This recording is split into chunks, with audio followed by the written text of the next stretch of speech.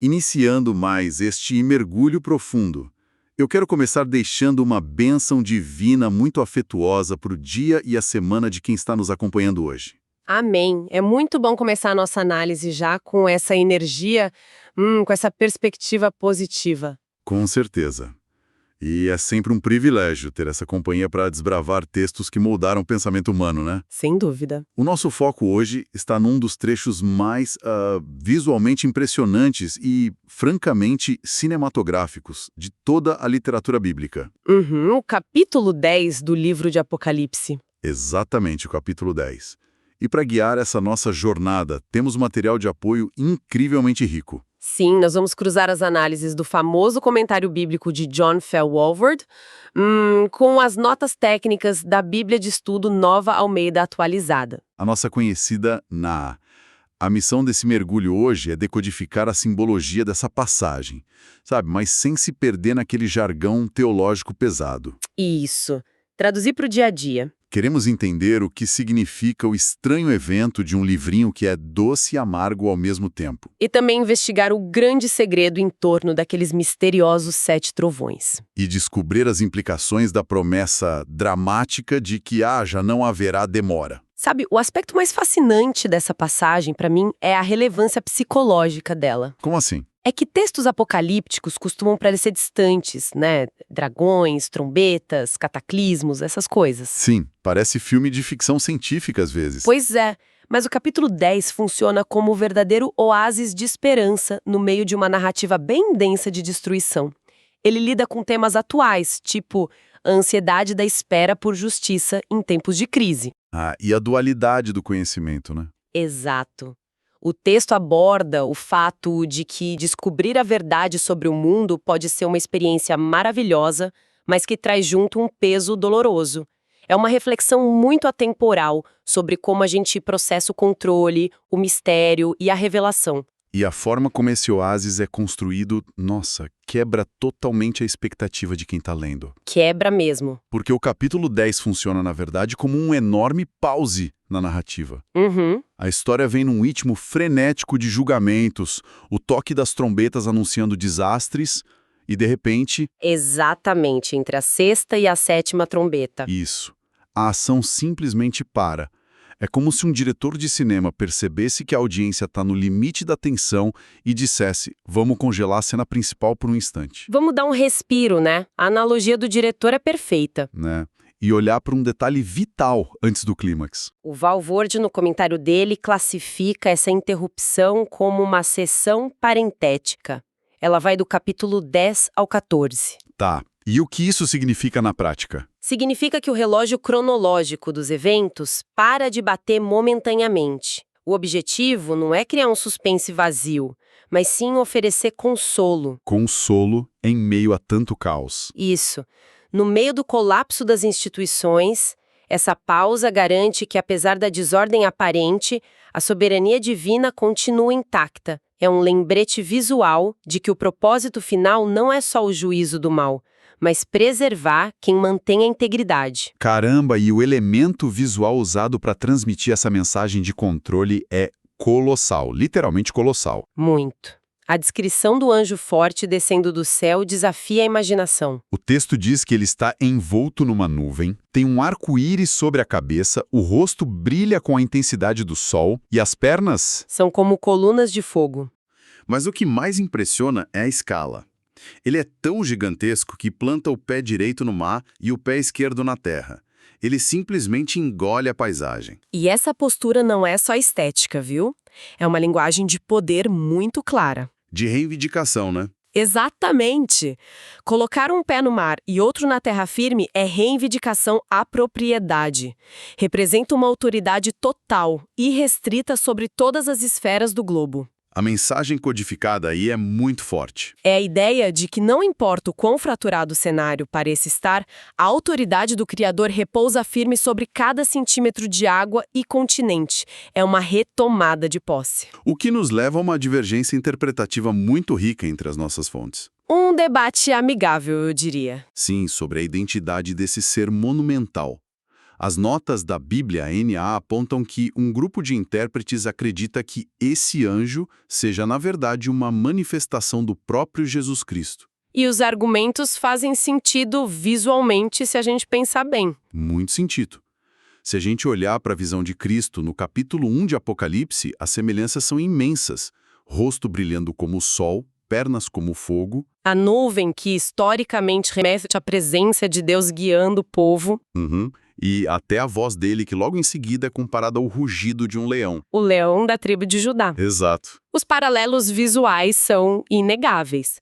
Mas aí o comentário de Walvoord traz uma perspectiva contrária, muito bem fundamentada. Ele argumenta que se trata de um anjo literal e não de Cristo. Pelo termo grego usado, né? Isso. A análise linguística que o Walvoord faz foca na expressão original grega que descreve outro anjo forte.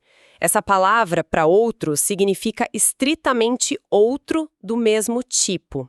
Ah, entendi. Ou seja, um ser angelical da mesma categoria dos outros anjos já mencionados.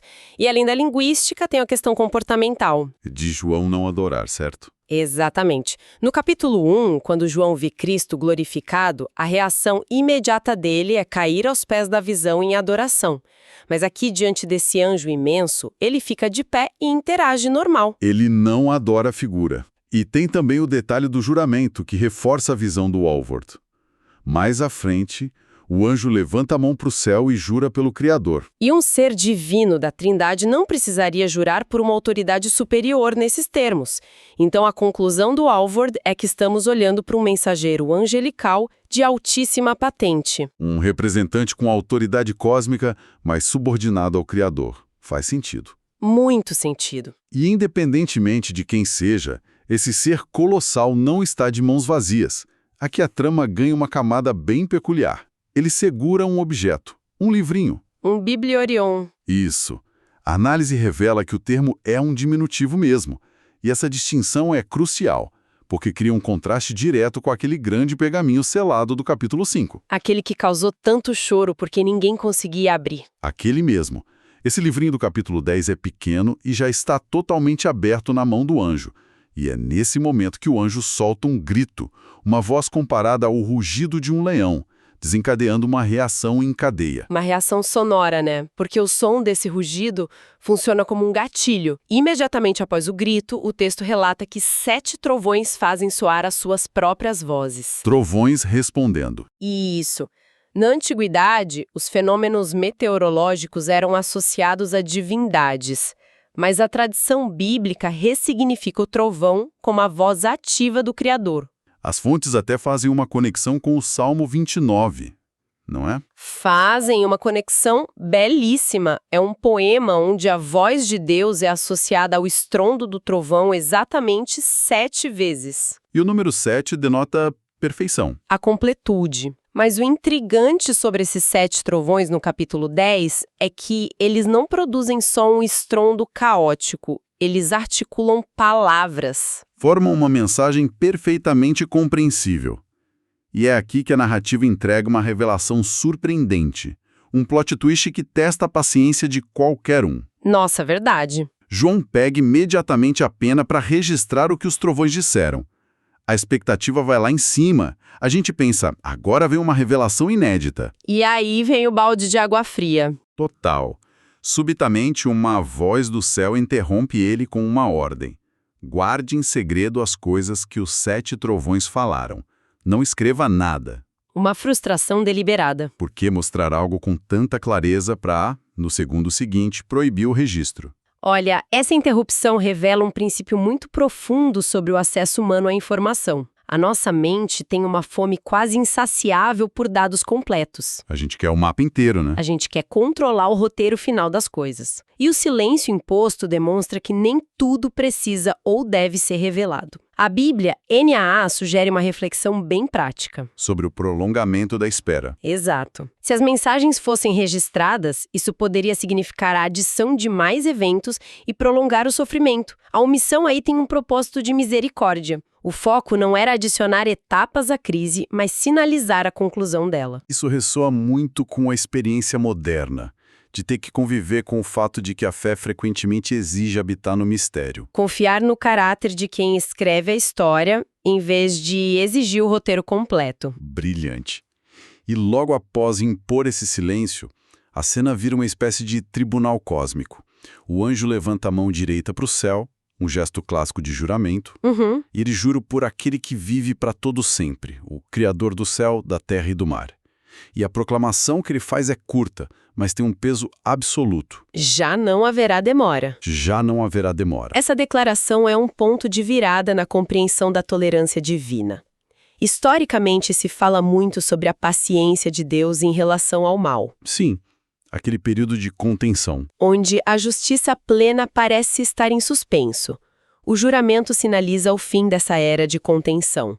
O relógio da tolerância esgotou. O processo não vai sofrer mais adiamentos. E isso mesmo, a 7ª trombeta vai desencadear a resolução. E o texto complementa dizendo que nos dias da 7ª trombeta se cumprirá o mistério de Deus. E a palavra mistério tem uma bagagem na nossa cultura, né? Verdade. A gente pensa logo num enigma de detetive, num quebra-cabeça, mas as fontes deixam claro que o uso bíblico é bem diferente. O que engloba esse mistério de Deus? Então, se a gente conectar com o Novo Testamento, tipo Efésios capítulo 1, a definição muda. No grego, mysterion é um plano ou propósito que estava oculto, mas que agora é trazido a público e executado. Não é uma charada. Não é uma charada, é um segredo revelado. É o plano mestre de unir todas as realidades fraturadas do universo sob a liderança de Cristo. Envolve a erradicação do mal e a restauração da criação. O desfecho pelo qual os profetas sempre aguardaram, a amarração das pontas soltas. E com esse cenário épico montado, a gente entra no ato final, que é a interação mais bizarra e física da visão.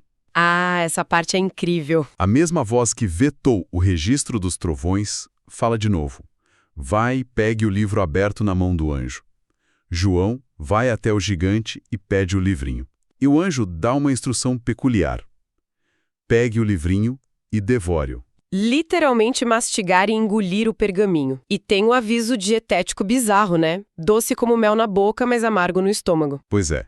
Por mais estranha que essa imagem seja, ela tem raízes na tradição profética, certo? Tem. Profetas como Ezequiel e Jeremias relataram experiências virtualmente idênticas. Comer o pergaminho é uma metáfora visceral para internalizar o conhecimento. A palavra não era só uma ideia abstrata. Era viva. A instrução significa que quem recebe a verdade não pode ser só um carteiro entregando o envelope fechado. A pessoa tem que metabolizar a verdade. Fazer parte da estrutura mental dela antes de falar para outras pessoas. E a execução disso resulta numa experiência sensorial bem vívida. Ele devora o livro, na boca, doce como mel. Mas assim que a digestão começa no estômago, é feita de uma amargura extrema, um desconforto real. E a análise do Walvoord sobre essa dualidade é profunda. A doçura na boca representa o consolo das promessas divinas, garantias de graça, salvação. Imagina o estado do João. Exilado em Patmos. Idoso, isolado, vendo a comunidade ser perseguida, receber a garantia de que o bem vai triunfar é a notícia mais doce possível. Um refrigério imenso. Um mel é fácil de assimilar. A gente ama boas notícias. Mas a reação química muda no estômago. Por que uma mensagem de triunfo causa uma dor tão aguda na digestão? Porque a amargura é o resultado de compreender o quadro geral. Quando a verdade é assimilada, as consequências pesam na consciência. O livrinho detalhava também os juízos severos sobre o mundo. Aquele luto antecipado. Isso, a dor de ver o contraste entre o plano original e a corrupção do mundo. Ele entende que a restauração passa por desconstruir as estruturas injustas. E tem a dor empática. Ele sabe que a humanidade vai sofrer, que a igreja ainda passará por perseguições. A verdade liberta, mas a digestão da verdade dói. E isso não permite acomodação. Verdade. João não fica lá na praia digerindo isso passivamente. Logo após metabolizar o livro, ele recebe um novo comissionamento. É necessário que você ainda profetize a respeito de muitos povos, nações, línguas e reis. A pausa acabou. O consolo e a advertência serviram de combustível. Ele tinha que voltar ao trabalho. A jornada dele com o livrinho é uma matriz de como o conhecimento transformador funciona na nossa vida, sabe? Quando uma verdade faz sentido, a epifania é doce, traz clareza. Mas a digestão disso. A digestão traz amargura, porque compreender a realidade remove a blindagem da ignorância. Ver as engrenagens de um sistema injusto traz uma responsabilidade pesada. O conhecimento real não permite que a mente retorne à passividade, né? Nunca. Ele gera desconforto e exige que a gente se posicione. É um lembrete vívido de que a busca pela verdade exige estômago forte. E para encerrarmos esta análise detalhada, nós deixamos uma semente provocativa para ecoar na mente de quem está nos ouvindo. Levando em consideração o episódio dos misteriosos 7 trovões, cujas vozes foram deliberadamente silenciadas e mantidas em segredo. E é um segredo guardado pelo próprio céu. Exato.